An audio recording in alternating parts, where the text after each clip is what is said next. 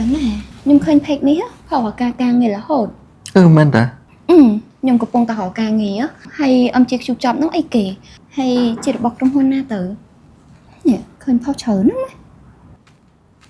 លោកអ្នកបងប្អូនហើយជាឆ្ងល់ហើយត្រូវអត់ថាជាជួចប់នឹងអីគេបានជាឧស្សាហ៍ជ្រើសរើសបុគ្គលិកច្រើនម៉េះហើយជាជួចប់នឹងស្ថិតនៅក្រោមក្រុមហ៊ុនណាអញ្ចឹងថ្ងៃនេះយើងនឹងមានការបកស្រាយជូនបងប្អូនទាំងអស់គ្នាឲ្យដឹងថាតើជាជួចប់គឺជាអីគេ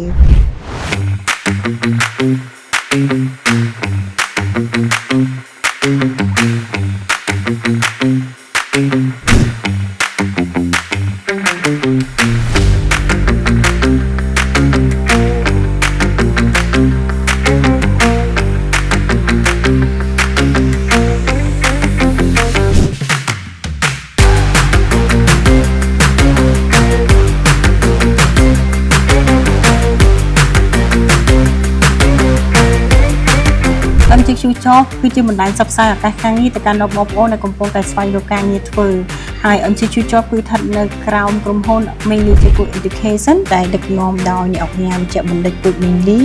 ជាស្ថាបនិកប្រធានក្រុមប្រឹក្សាពិបាលនិងអគ្គនាយកប្រតិបត្តិដែលមានបទសម្ព័ន្ធក្រុមហ៊ុនដូចជាមជ្ឈមណ្ឌលភាសា AI ហៅកាត់ថា AII ដែលមានកម្មវិធីសិក្សាភាសាបរទេសដូចជាភាសាអង់គ្លេសភាសាចិន TESOL House និងកម្មវិធីសិក្សានៅក្រៅប្រទេសដែលយើងហៅថា SOGO Study Overseas Go Overseas ហើយក្នុងនោះក៏យើងមានបុគ្គលសម្ព័ន្ធមួយទៀតដែលយើងហៅថាសាលាអន្តរជាតិអាមេរិកដែលយើងហៅកាត់ថាជា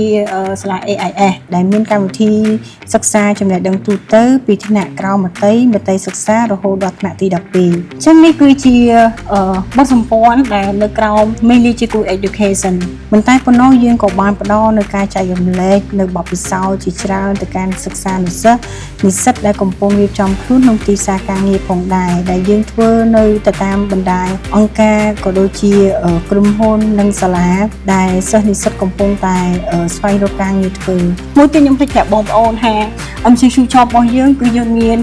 បណ្ដាញផ្សព្វផ្សាយជាច្រើនដែលយើងមានជា Facebook Telegram LinkedIn TikTok Instagram ក៏ដូចជា YouTube ទាំងអស់នេះបងប្អូនអាចស្វែងរក